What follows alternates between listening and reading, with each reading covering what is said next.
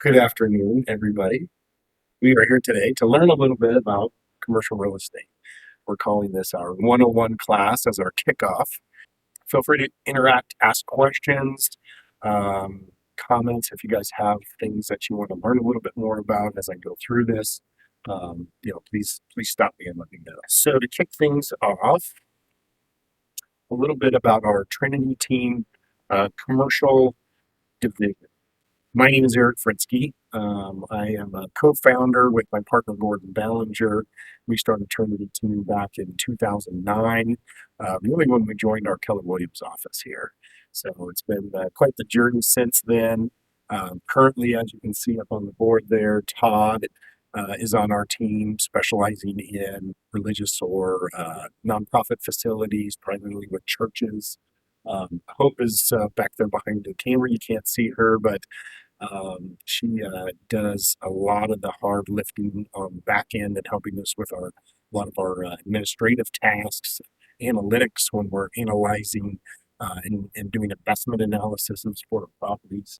And then, of course, Zane, who happens to be in the audience. So Zane's working on specializing in retail and also working with clients in other asset classes as well. So great to have him on board.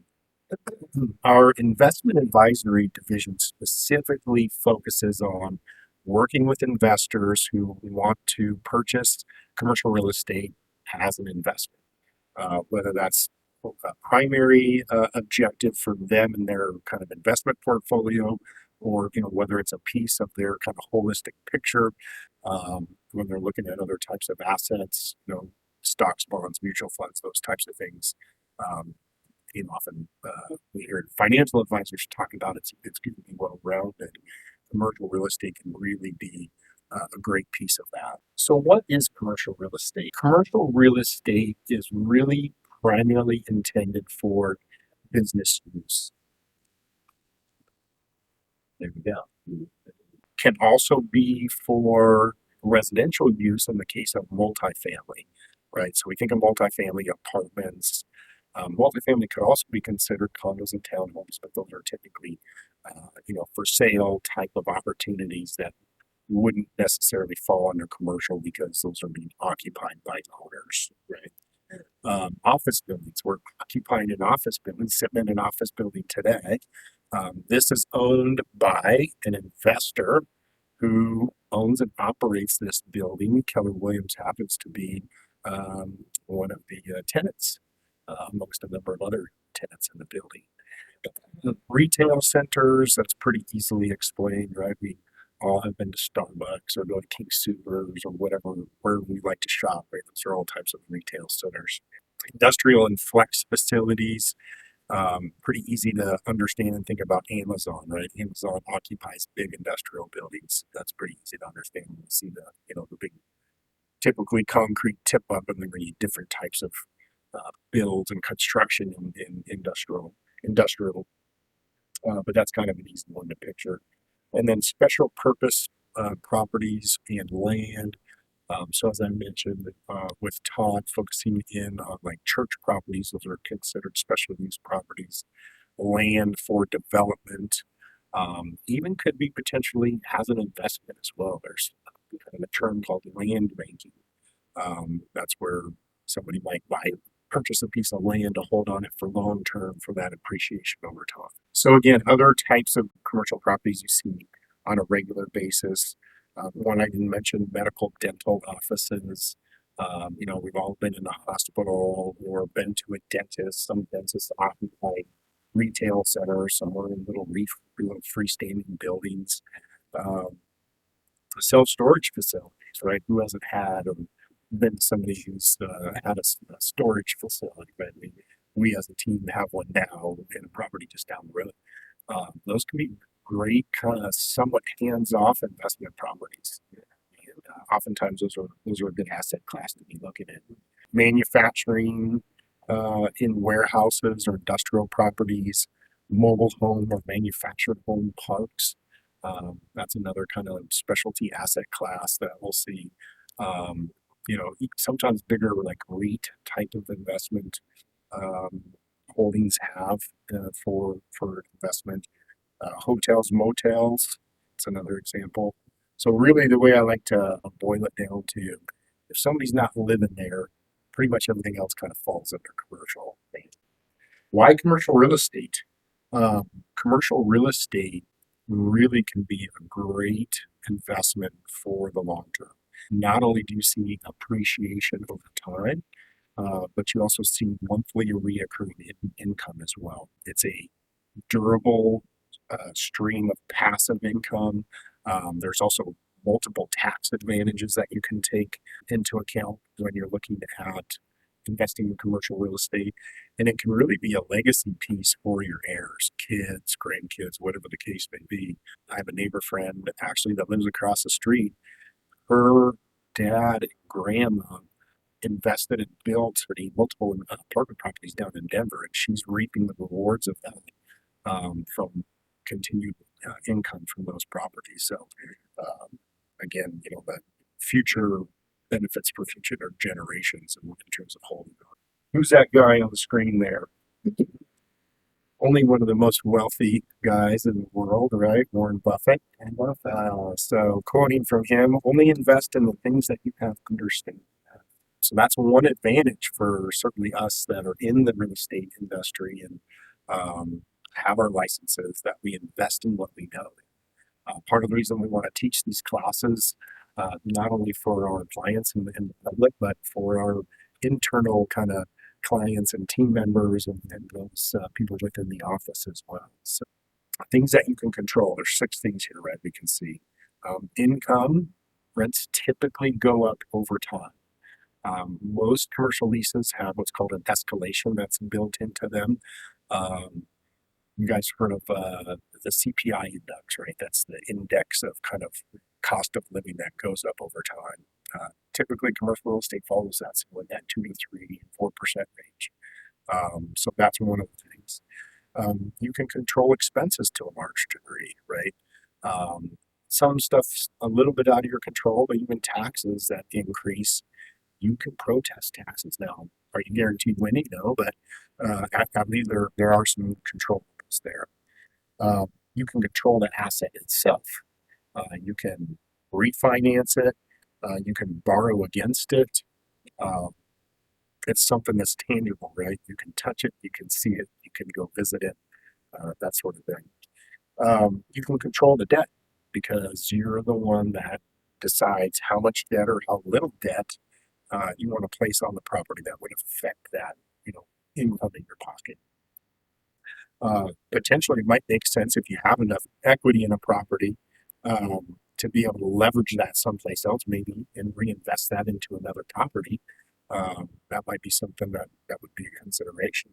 So you can control the management. So whether you self-manage, you hire a manager, those are the types of things that when you own it, right, you can control. Insurance, again, that's something kind of like taxes. There's only so much control you have over insurance. We know in our current climate that insurance costs have been going up, particularly here in Colorado. But you can always go out and shop it and find, potential savings there.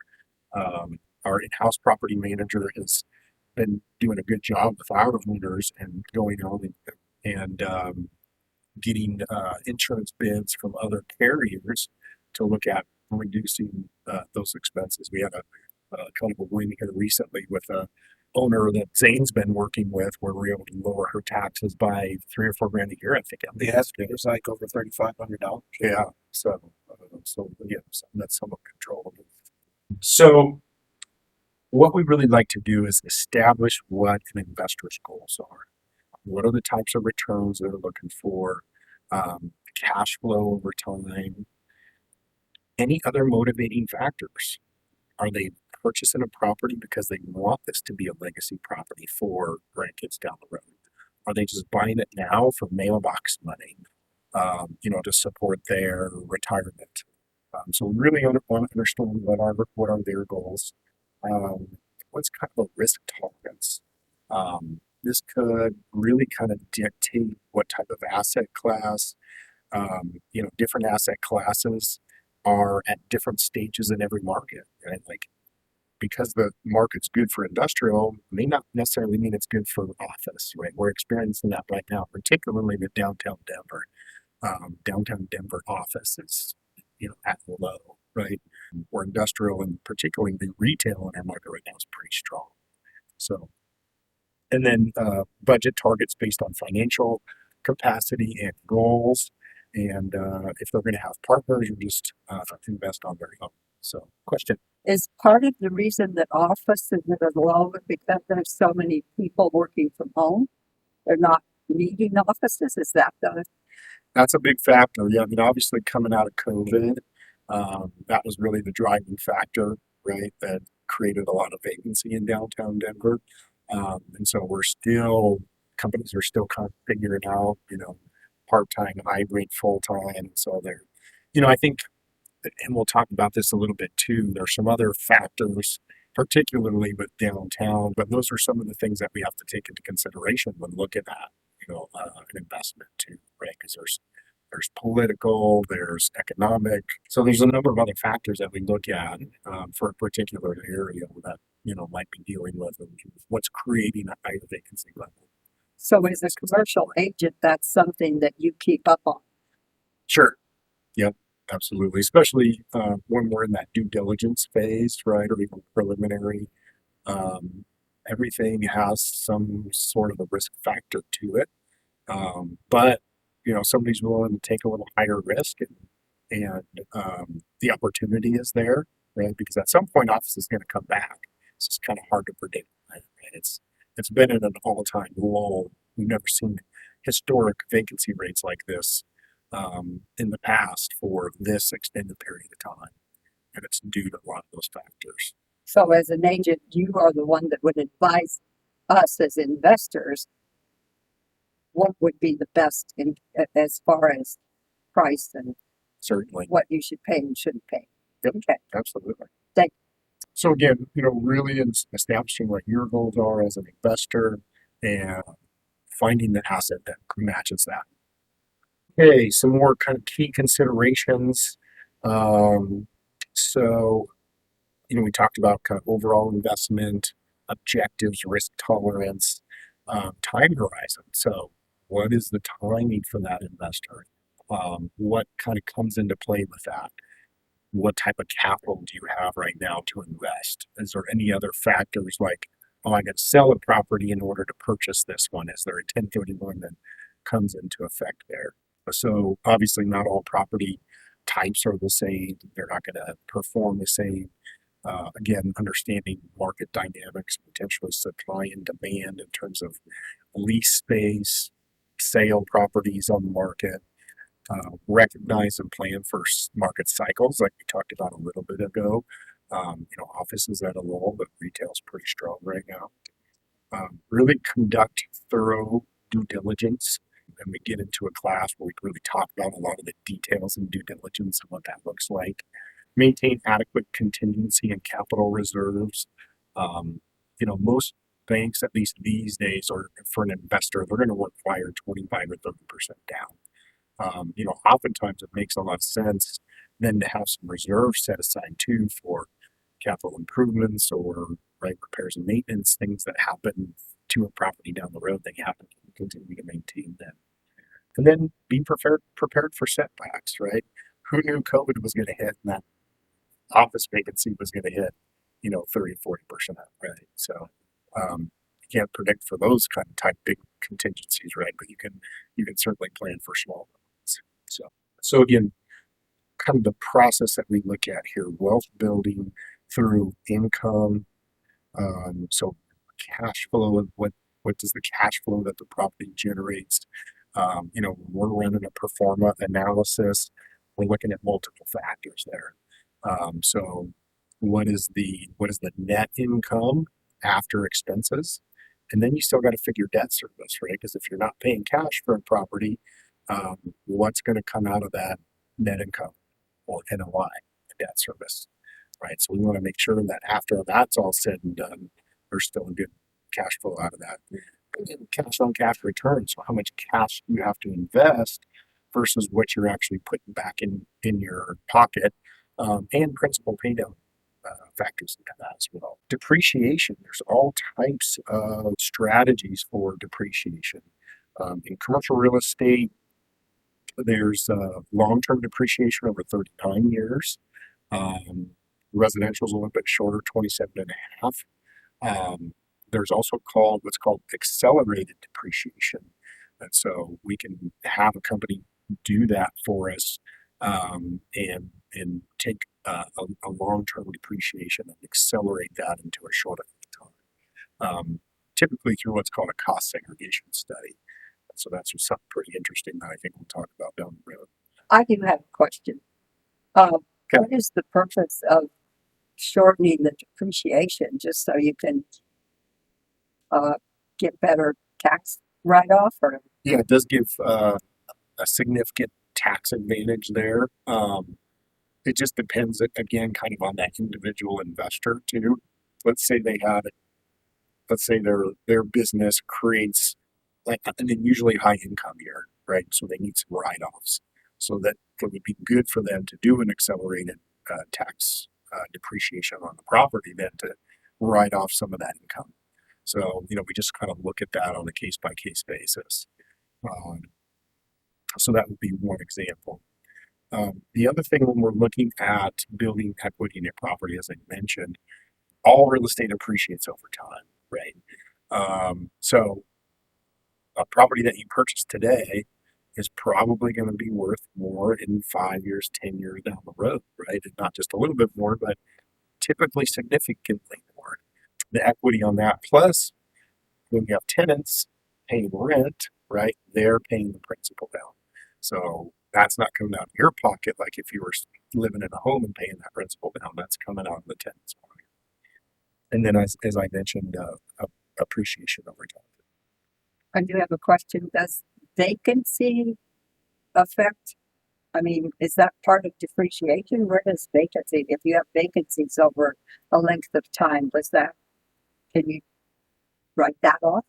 I don't know that vacancy is a write-off so much as it's just factored into the overall performa when you're looking at, Okay. investing. So typically we look at what's the current market vacancy for that asset class, because it's going to be specific to even a sub-market asset class. Because as I mentioned, vacancy in downtown Denver office is much higher than vacancy in suburban office markets. Oh, okay. Right. So leverage I talked about a little bit, but really using other people's money is what really gives higher returns when you're investing in properties. So when we talk about like capitalization rates, really, that's if you were to go pay cash for a property and not use any debt leverage. It's just like if you were to go buy a mutual fund and it returned 8% a year. Same thing with commercial real estate, right? If you go pay cash for a property and your cap rate's 8%, that's the best you're going to do typically. There's some other levers you can pull there, right? But if you leverage that, typically you can get 10, 12, 15% return on the cash that you invested, right? So leverage is really something that we look at. Just for those that may need clarification, are we shooting for a higher or lower cap rate on an investment? And those that may not be clear on cap rate. Yeah, I mean, the higher the cap rate, the better, always. Yes. Right? There's a direct correlation there. Less risk. Less risk with a lower cap rate, typically. Okay. Higher risk with a higher cap rate. Okay. Is kind of usually how that balances out. To give you an example, like I've seen Taco Bell's for sale, for instance, and usually Taco Bell that's a national, what we call a national credit tenant. They're signing a long-term lease, 10 years, sometimes longer. The cap rate on that might be 5%, right? Where a building like this, still a very stable asset, but I would expect this to be a 6.5 or 7 cap rate, right? Because you're not dealing with a national credit tenant in a long-term lease. So, Oh, go ahead. I was just gonna ask, so does the cap rate you're shooting for, does that depend on which asset class you're looking at? Like, if you're looking at retail, would you kind of ballpark a different cap rate as opposed to more like industrial kind of assets? So cap rates do vary on asset class, and that's going to be market driven, right? So that's part of that when we're looking at those analytics and saying, okay, generally we're seeing an X cap rate in retail or an X cap rate in industrial. It also helps us identify if an investor, comes to us and says, we can't take less than a 7 cap, for instance. And we know that, and historically multifamily has been a pretty low cap rate asset class. We're like, well, probably don't want to look at multifamily because the chances of finding, a 7 cap there are worse than. But we can probably go find that in industrial or retail or office somewhere. So, yeah, good question. I probably should know this, but what exactly is cap rate? CAP stands or is short for capitalization. And it's really just a super simple formula of net operating income divided by the purchase price. Thank you. Commercial real estate can be a complex process. So as we're walking through, particularly even before we go under contracting, we're thinking through how we identify a property and we're going out, we're looking at properties. How do we kind of, utilize our other experts and teams that we work with and resources to really understand like this is going to be a good investment. So we're typically connecting them with lenders right up front. We're wanting to know who their CPA is, to understand, partially too, we do a lot of the upfront analysis in terms of pre-tax, but we want to bring the CPA in to understand what specific after-tax, kind of consequences or pros or cons or advantages might this investor have for this investment property after tax as well. Attorneys are an important part of the process for contract review, title review, even survey review. It's good to have, that type of professional in your corner. Title companies, of course, for title insurance and other parts of the process. Oftentimes contractors for inspections or getting bids on certain things if need be. Certainly property managers, a lot of investors don't want to self-manage a property. So they'll have the property professionally managed and that'll be part of what we factor in for their income. Equity partners, we've worked with investors who brought other partners in to help with down payment and even just kind of the that kind of reduces their risk, right? Instead of being 100% responsible for one investment property, now it's spread out between 2 or 3 partners. Survey companies I kind of mentioned, and then environmental professionals to make sure there's not any environmental contaminations on the property. That would certainly affect, the value of the property, the bankability of a property as well. If an investor's putting a loan on a property, they're going to have phase 1 environmental done at the very minimum. So would that be like a feasibility report? I would say it's so much feasibility. Okay. So they're not only looking at potential contaminants in an area, like for instance, right across the street, there was a dry cleaner over there that created a contamination in the area. And so, what does that clean up? What's the impact look like that potentially to other properties? Okay. So things like that can be a factor, as well as on-site. Like a gas station, for instance, right? Some old gas stations that had a tank buried that had a leak in it, which is pretty common. What do we have to factor in for that? We actually did a deal for an automotive repair shop that was purchasing a property that was an old gas station. There was an environmental issue there that he might have to, or he's probably going to have to address down the road when he goes to sell that property and do some cleanup there. Really having a good team on your side, and this is part of where we come in, kind of quarterback all of these different aspects through inspections and due diligence to make sure that the clients are getting a good property. It really allows for that confidence down the road that, right, I know that I've got a good property that I can potentially resell or again, pass along in the future. Okay, so how to get started? Schedule a consult with us. We typically like to start with a 20, 30-minute phone call, understand where you're at in the process, timing, what type of down payment money are you connected with a lender. Once we have some of those kind of major factors or major pieces figured out, then we'll bring you in, do a sit down face to face, really walk through, asking some detailed questions about, again, those goals and objectives, setting expectations for what the process is going to look like. Because we tell people right off the bat, like, this is not for the faint of heart. You're going to have to be prepared to go through this process and make sure that people are ready and able to do that. So, okay, time for questions. So you guys have been great asking some questions along the line, but what do you have now? I guess just real quick, how do you go and like find these investors? Is it just like at networking events, or is it word of mouth, just to kind of contact them, bring them in for that 23-minute phone call? Yeah, all the above. It's just a lot of networking over time. It's repeat and referral. We have a handful of investors that have bought multiple properties with us. Those guys then go out and tell their friends, hey, this is, great to own commercial real estate. And we recommend these guys that helped us go through the process too. So, and then there's good old like going out and right, shaking hands, kissing babies, and knocking on doors too. So, there's multiple ways to go out and make those connections. What is a good resource for terminology? Because that's where I get lost a lot of times in like cap rates and all of the short term things that I don't understand what you're talking about.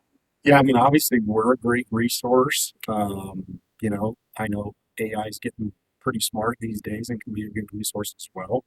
But it's certainly always good, I think, even if you're out searching stuff on the internet or whatever the case may be, good to check with a professional. Is this, I'm learning these things, which is awesome. Um, is what I'm learning, is this accurate? Right. So we're a good resource for that. But definitely commercial real estate professional. What would you say are like some good things that you can find information about on the internet, and what are some things that you would advise to only kind of get info from a professional from? Like, where would you draw that line between like not even bothering looking on the internet?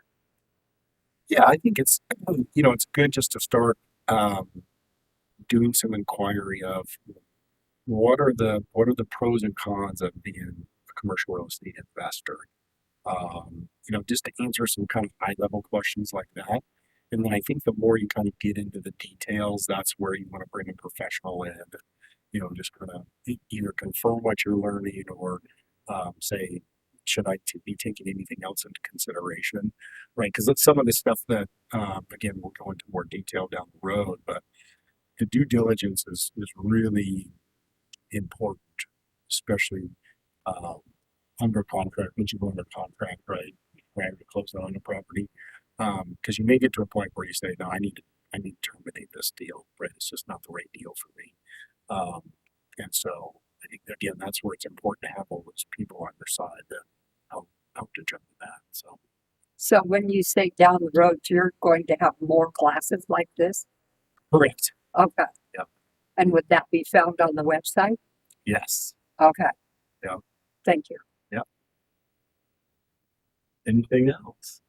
All right. Thanks for joining us today, and look forward to future classes. And reach out if you've got questions, comments. Next time, getting started in commercial real estate, so that'll be our next class.